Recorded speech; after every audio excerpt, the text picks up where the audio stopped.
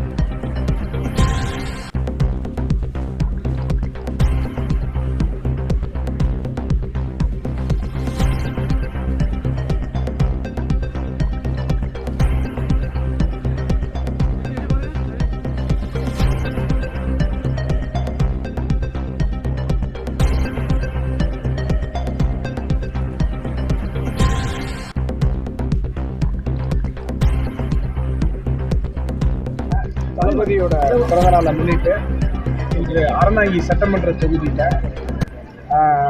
மீமிசல்ல முதல்ல மருத்துவ முகாம் முடிச்சுட்டு ஆவுடையார் கோயிலில் 2 அலுவலகம் திறந்து வச்சுட்டு 2000 பேருக்கு சாப்பாடு போட்டுட்டு இப்போ அடுத்து அறந்தாங்கியில் நேற்றிலிருந்து இப்போ வரைக்கும் பிறந்த குழந்தைகளுக்கு 7 குழந்தைகளுக்கு தங்க மோதிரம் அணிவிச்சு எங்கள் தளபதியோட பிறந்த நாளை கொண்டாடும் விதத்தில் நாங்கள் இது நிர்வாகிகள் அறந்தாங்கி சட்டமன்ற தொகுதி நிர்வாகிகள் எல்லாரும் சேர்ந்து பண்ணியிருந்தாங்க.